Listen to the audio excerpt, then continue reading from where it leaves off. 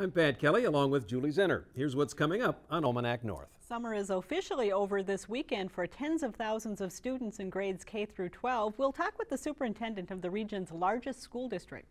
Catholics across the region are set to celebrate the Duluth Diocese 125th anniversary later this month. Bishop Paul Sirba is here to tell us all about it. And the Duluth Superior Symphony Orchestra begins its new season with spontaneous and sparkling music. These stories plus the business news coming up on Almanac North.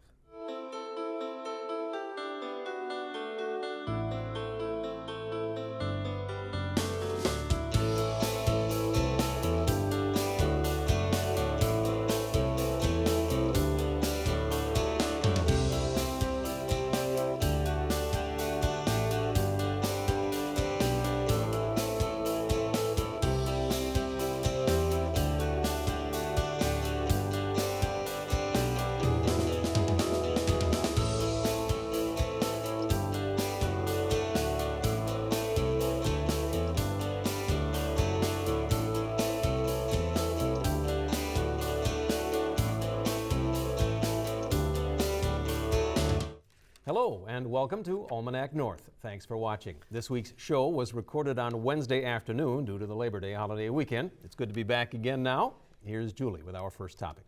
All right, thank you, Pat, and welcome back. Students across the region are enjoying their last weekend before the doors open Tuesday in public schools across the region. The start of a new school year is an exciting time for parents and their children, and that's certainly the case in the Duluth Public Schools. Here to talk about the new school year is Bill Gronseth, Superintendent of ISD 709.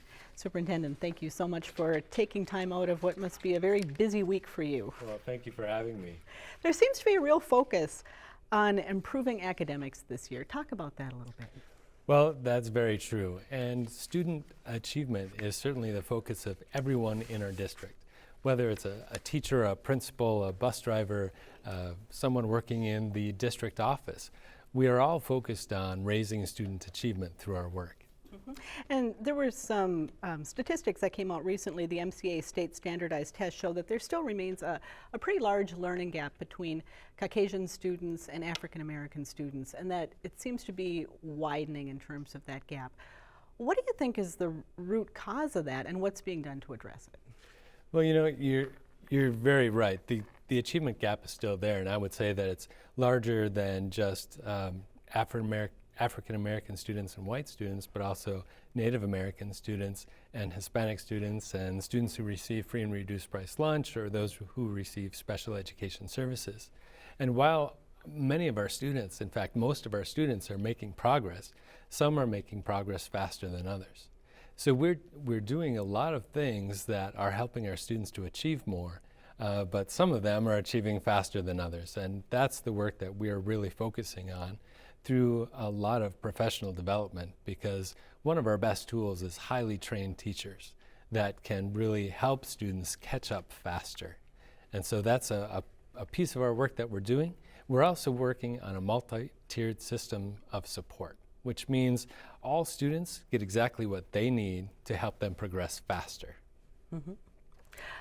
Go ahead. Oh. You sound like you had a follow-up there. I didn't mean to. No, wasn't even following up. I was just moving in another direction. But how are the enrollment numbers this year for you? Well, you know, this time of year that's one of the things that we're working a lot on. Our students tend to move around over the summer, and they might go from one of our schools to another. And so we do a lot of tracking our student numbers. Our numbers look pretty good, right on projections for the year. We really won't know until school has started and we know how many kids are showing up. Mm-hmm. I saw in the district's focus on student achievement that the district would, quote, focus on helping teachers and principals leverage their time to provide the most benefit for students. Now, a cynic may say that sounds like teachers have to do more with no increase in assets and support. They just need to leverage their time a little bit more. I don't mean that in an accusatory way, but I mean, how do you cope with the new demands after new demands? State laws and requirements, some of them funded, some not. Liabilities, family wants, fiscal limitations. That must be something that's a constant concern. Well, it is, and we work very closely with the teachers union and with other bargaining units. And one of the things that we did is we took away some of those tasks that a teacher didn't necessarily have to be doing. We called that a sixth assignment. And so it might be some kind of supervisory task that they were doing. And instead, we're using that time for teachers to work together, to talk about students, to talk about student data and the results that they're getting, and talking about what works well. How do we improve our skills as teachers and get higher achievement from our students? So while we're leveraging our time, we're taking away some of those things that were, I don't want to say lower level tasks, but you don't need necessarily a college degree to do. Mm-hmm. There's been some media coverage this week about a student-led effort at East High School to increase the mental health resources available to students after a student suicide this summer. How's the district responding to that? Well, as always, there's a lot of education that goes on about services that we're already providing. That what we're learning is we need to do a better job of communicating what services are available. Mm-hmm. We do have school counselors, school social workers, but we also have one of the leading partnerships in the region for mental health practitioners working inside of our schools. So we partner with lots of organizations throughout the city that provide mental health services and help them to link in with families, and then they come into the schools and provide those services. Mm-hmm. So we're looking to expand those partnerships and look at how other communities are doing it as well, just as those communities are coming into our schools to see how we've partnered. So we have a lot of things in place, but more to do as well. Is staff trained to recognize some of the early symptoms of mental health issues? Actually, a requirement of all teachers for relicensure is that they have training in early onset mental health issues. Mm-hmm. What about the bullying initiatives that you've implemented over the last couple of years? Does that seem to be making a difference? Because bullying is one of those things that can push a kid over the edge. Well, and what we know about bullying is that it happens everywhere, whether you're in school or in a place of business or walking down the street. So it's not just a school issue, it's a whole community issue. What we know is that when we are learning about something, when we learn to see bullying, when we learn to name bullying, we see it and we recognize it more. That's a good thing. However, it sounds like it happens more often, but we have begun that work several years ago talking about bullying and having specific conversations with our students and our staff on how to address it. And we continue to work on positive school climates and cultures, and we'll continue to do so this year. Mm-hmm. Has there been a change in the grading system? Are you going from 6 grading periods to a fewer number? That's right. Parents will see report cards a little bit differently at the high school level this year. We've gone to the quarter system. And at the elementary level, we've gone to a standards-based report card. So parents will no longer see A, B, C, D, or an ESN, but it'll be very specific information about standards. So you'll know exactly what your student knows and still needs to work on. Mm-hmm.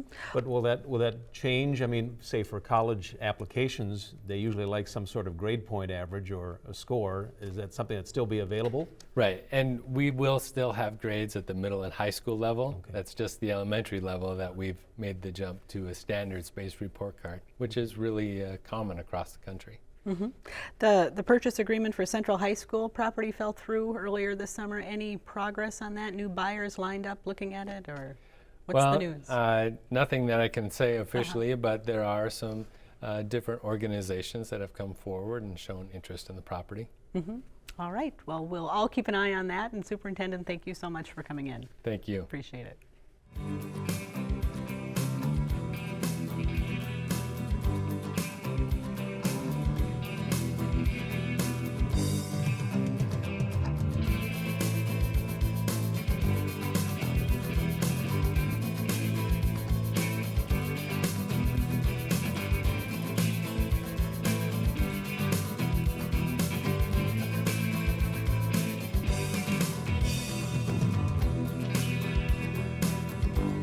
Now, let's dig into our news file archive for a look at what was making news 25 years ago this week. The information age has swung into high gear at the Duluth Air National Guard Base. This equipment, called heads-up display, shows F-16 pilots everything they need to know without having to look elsewhere in the cockpit. Pilots now learn about the F-16 through computer simulation. The airplane and training is helping Duluth become a formidable arm of today's military needs. We'll just be more technically involved. You've seen the computers, the way we teach air crews, and that holds true in the maintenance also. We're very computer intensive with this aircraft. The base's fleet of 19 F-16s is only a few months old, and the lack of familiarity with the equipment will likely keep the entire Guard out of the Persian Gulf crisis. We do have some portions of the base. Our civil engineers still have a combat capability, a high combat capability, and our security police do. Officials say it will be another 6 months before personnel can become combat-worthy with their new F-16s. But even then, it's more likely they'll be used to track down drug smugglers and monitor and protect U.S. airspace. For Evening Edition, John Gagnon, KDLH News.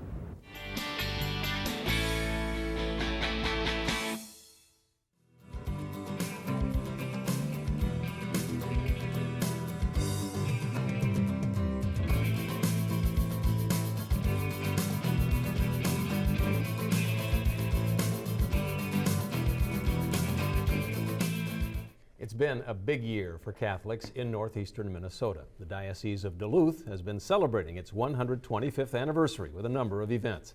The completion of that celebration will be a Eucharistic procession through downtown Duluth, culminating with a Mass and reception at the deck. Thousands of Catholics and clergy are expected to attend the event on Saturday, September 12th. Here to tell us more is Bishop Paul Sirba, the leader of the Diocese of Duluth. Welcome, Bishop Sirba. Thanks, Pat. It's great to be with you. Give us some perspective, if you would, here. How many people do you count among your diocese here in Duluth, and how many are you expecting to attend this weekend? Well, I think the number of the faithful in the Diocese of Duluth, probably we number at a recent count, say 58,000 Catholics, probably in the 10 counties in northeastern Minnesota. We're hoping for a good showing, certainly not that number, but we hope to have a few thousand or more at the deck for the celebration and the procession. So, and non-Catholics might not be familiar with what a Eucharistic procession is. Right. So explain the concept. Sure. For us, a procession has a lot in our history and experience. We're a pilgrim people. We're on journey of faith and ultimately to our heavenly home with the Lord. And so this Eucharistic procession, our belief is one of thanksgiving for the Lord, as we believe in our faith is really and truly present in what we call the Blessed Sacrament, or the consecrated host, the precious body and blood of our Lord. And so ultimately what we're doing is we're walking with Jesus. We believe in this Eucharistic procession. It'll flow from a prayer service at our cathedral, and then accompanied by prayers and a peaceful march through the city, and noting some historic spots for our faith and the beginnings, the origin of our Catholic faith here, and then ultimately culminating with a Mass, a celebration at the deck. Mm-hmm. So, Pope Francis is going to visit the United States here come soon, and how is the Duluth Diocese connected or excited about it? You must be excited about it. Very excited. I'll have the privilege of accompanying perhaps about 40 people from our diocese, which is a good representation to that year of meeting on the family out in Philadelphia. The Holy Father will be visiting Philadelphia, Washington, New York City, his first visit to the United States. And if it's anything like I had the privilege of celebrating with a group of our youth down in Rio de Janeiro a couple years ago, 3.5 million people, celebrating with the Holy Father, I'm sure it's going to be a wonderful experience, both reflecting on family and as well as faith, his first visit. So lots going on. As you plan the events for this anniversary year, as you've gone through this anniversary year, have you noticed Catholics being re-energized perhaps at all by Pope Francis?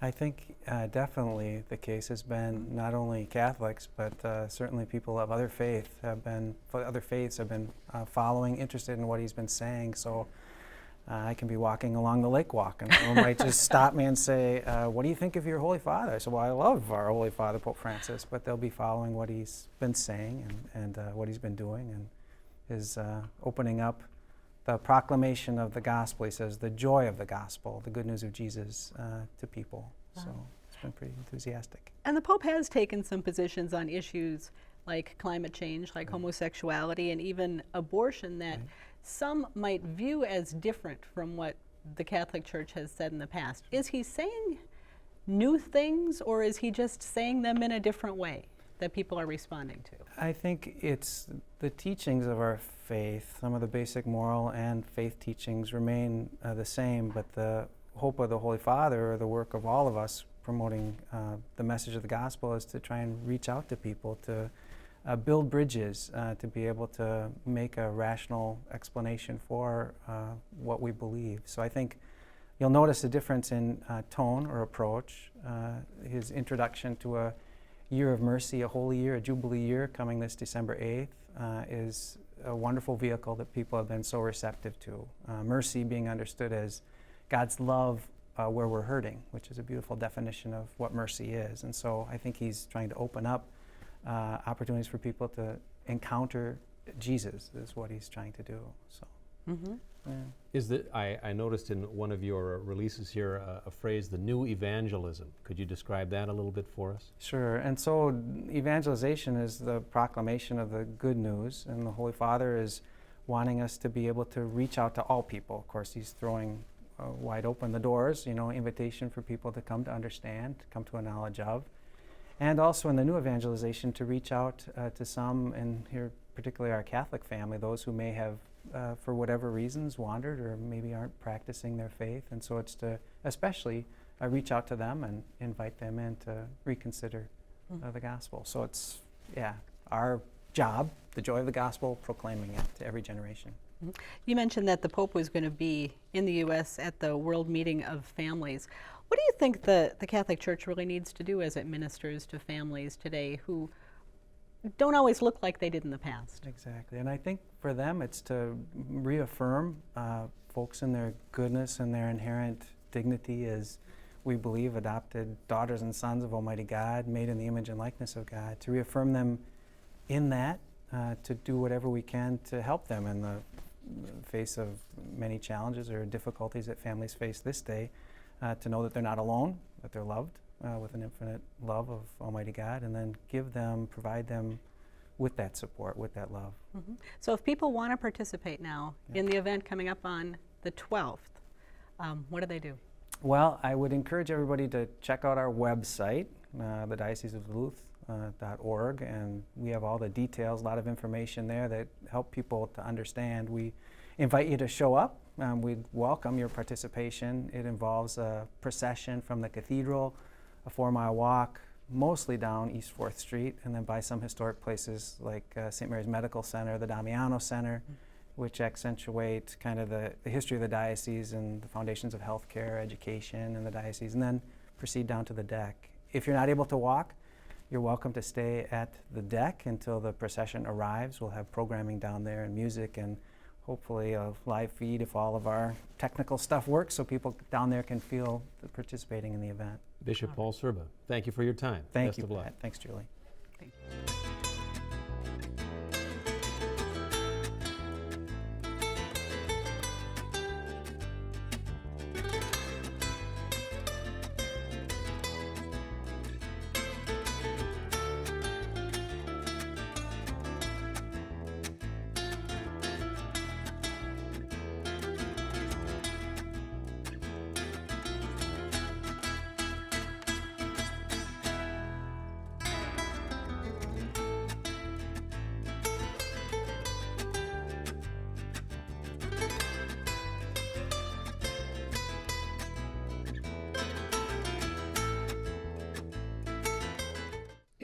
The season opening concert of the Duluth Superior Symphony Orchestra is just over 1 week away.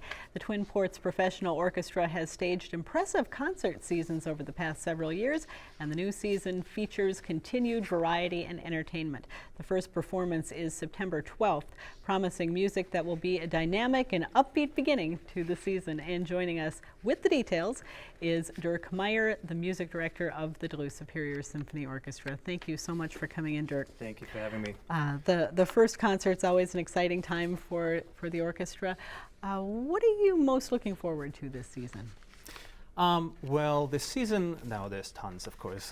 This next Saturday, I'm most looking forward to getting back together with all the musicians and getting back to work. After a couple of months break, it's always fun to come back after the summer and get started for the new season. And this particular season has a lot of highlights, so it's kind of hard to pick out the one that I'm really looking forward to. But then again, with my personal preferences, probably the Wagner concert that we're doing in March is definitely one of my favorites. And our closing concert in May is Karl Orff's Carmina Burana, and I'm very much looking forward to that as well. Mm-hmm. Well, let's talk about the first one, the opening one, and what people can expect from that. Yeah, the opening one is a combination of some upbeat and virtuoso pieces. We thought it's always a nice way to open the season in a sort of lighthearted and positive way. So the first piece is by a composer that most people maybe have not heard of. His name is Miguel del Aguila. He's originally from Uruguay, and he wrote this piece a couple of years ago. It's called Caribeña, and it's really just fun and upbeat Caribbean dance. And we follow that with the Prokofiev Piano Concerto No. 3. And that's the type of concerto that, they say when you go to a competition, if you want to win the competition, you play a certain kind of piece. That's the type of piece that you play. And Alexander Kosancia is joining us for that performance. He's been to Duluth a couple of times before, and with great successes. Last he was here with Matinee Musicale a few years ago. And he's just exactly the type of pianist that you want for a virtuoso Russian concerto like this. And finally, Schumann's Symphony No. 4, a piece that's I've learned that's, oh my God, 25 years ago or so.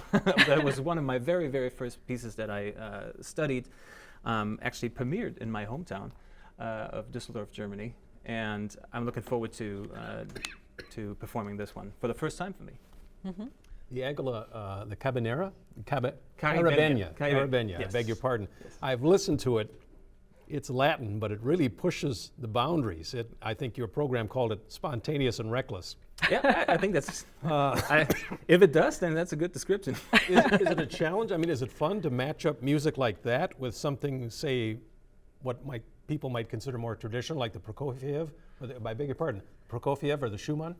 Oh, absolutely. I think it's fun for the orchestra, for me personally, and I believe so also for the audience, to come in and hear something that they have never heard before, and that is just exactly what you say. It's spontaneous, it is unexpected, but I guarantee you, I don't think there will be a single person in the audience who's not going to enjoy that piece. It doesn't matter.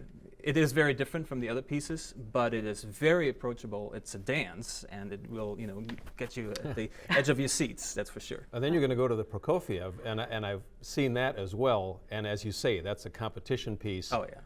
Can you hear when you're directing? Can you hear people behind you going, "Wow"? Sometimes, yeah. Sometimes you can. That's very impressive. Absolutely. I mean, especially with pieces like this. But then again, most of the time, the wow statement happened during a passage that's very loud. So usually I don't hear it. Okay. But sometimes you can, yeah. Are there a lot of exciting young composers coming up in the world of symphony orchestra? Oh, very much so. There's so much talent out there. Literally thousands of composers that are composing for the symphony orchestra today. It's wonderful to be able to include some of those in our regular season. Mm-hmm. Now, of course, this section is a little bit self-promotional as well, because we are going to be broadcasting this first conference, the first concert here on Channel 8. What are the benefits of taking the DSSO and really bringing it to living rooms in our area? Well, first of all, of course, it's wonderful for us because we can, offer what we have to offer, our wonderful music, to folks who maybe cannot attend the performance for whatever reason. Either they're out of town or, their health won't allow them to come down to the deck. But of course, I encourage everyone to come to the deck, and they're going to be there anyways, right? Because they're going to be there for the Catholic celebration and Mass, so they should just stay afterwards and come to Symphony Hall, just next door. All right. Well, Maestro, thank you so much for coming in and sharing information. Good luck on the new season. Thank you very much. All righty. Bye-bye.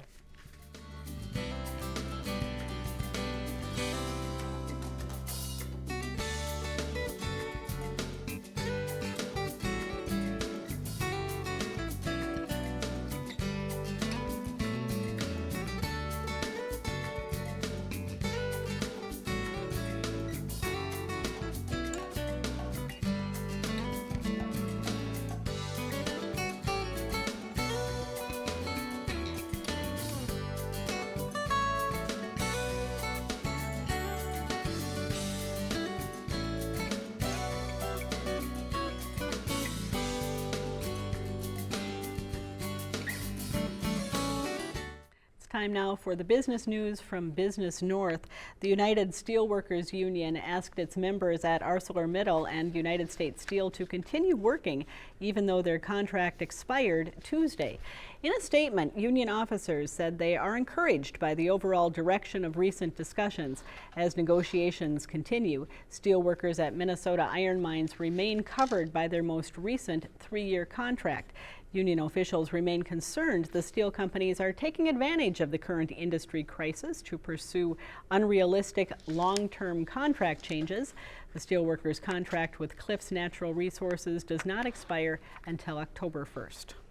The restoration of downtown Duluth's historic North Shore Theater can begin later this year, with the final piece of funding finally in place. The city announced Monday that none of the funding will originate from homeowners' property taxes.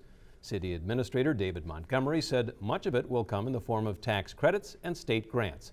Final agreements will be brought to the Duluth Economic Development Authority for consideration, followed by a City Council vote on September 28th. The final cost of the North Shore renovation is estimated at just under $30 million. State Senator Janet Bewley, who represents northwestern Wisconsin, believes it's time to disband the Wisconsin Economic Development Corporation. The WEDC has faced intense criticism since a recent audit was conducted. Creating the agency was a key initiative when Governor Scott Walker was elected, and he named himself to chair its board. After the audit was released, he stepped down.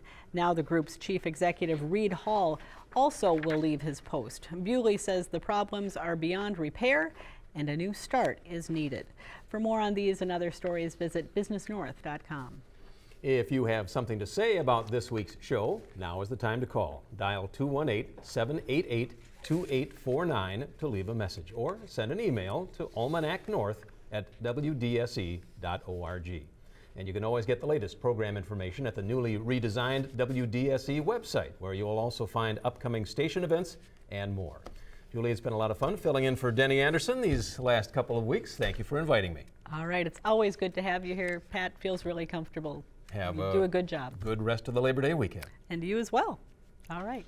For the crew here at Almanac North, I'm Julie Zenner. Have a great Labor Day weekend, everyone.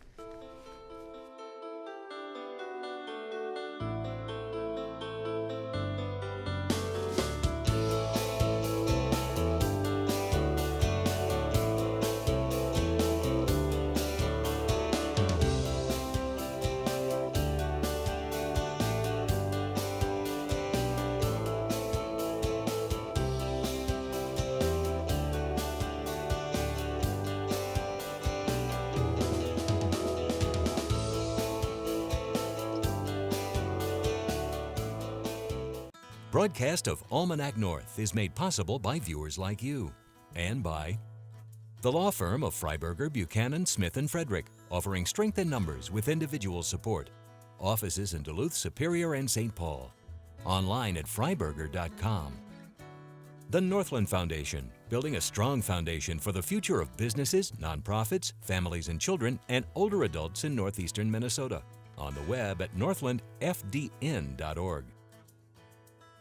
The Iron Mining Association of Minnesota, mining the ore that makes the steel that makes